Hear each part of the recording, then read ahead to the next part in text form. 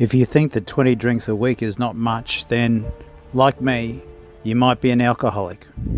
Not saying you are, only you can make that call. My name is Mike and I'm an alcoholic, and I drank enough to fill Sydney Harbour.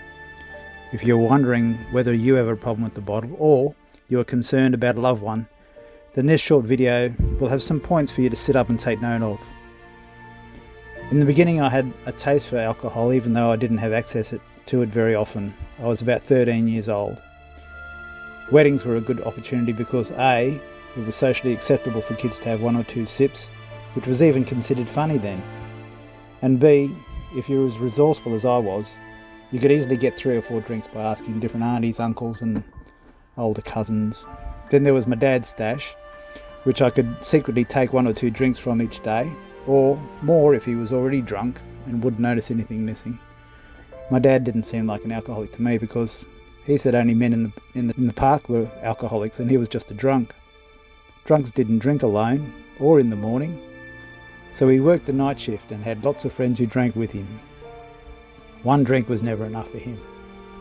It didn't even seem strange when my big sister gave him a mug that said, "God grant me the serenity to accept the things I cannot change." The one thing I did know about him though was that he thought I was stupid. Now I know that's not true, it never was, but when I was a kid and did something that upset him, he would say, "Michael, are you stupid or something?" And I just assumed that he thought I was stupid. My mum was my protector and I was hers. The envy that this little sentence caused is another whole chapter. My nickname with my siblings was the Brat. On weekends, Mum and I would visit grandfather or Nana and watch Audie Murphy or Deborah Carr movies on Sundays. We would study the form guide together on Saturdays and go to the races, while Dad was at the club most weekends or sleeping off the night shift from the previous week. I got my first lover pregnant, and being good Catholic kids, we got married at 17. Just 4 days before the wedding, I got my driver's license so I could borrow my dad's car from the reception and take my new wife to a motel for our wedding night while I was drunk. After dropping out of uni, sales seemed to be the way to go for me, an introverted squash player and stamp collector. This was my big break into the world of serious drinking.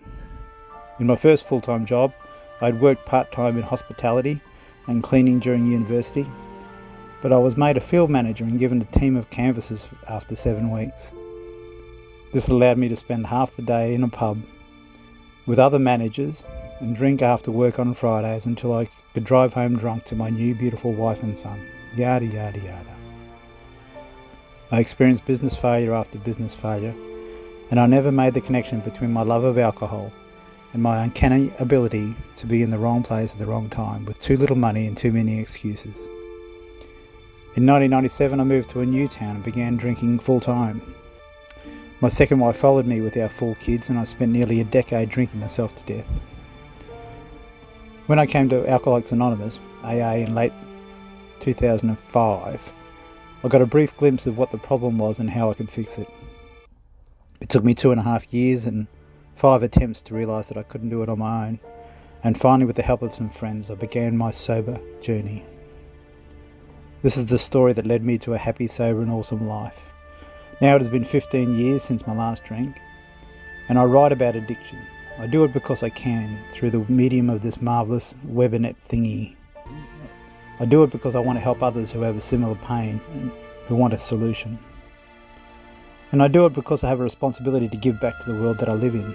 It's the rent I pay for the blessings that I enjoy every day. This story was prompted by Anthony Mativio.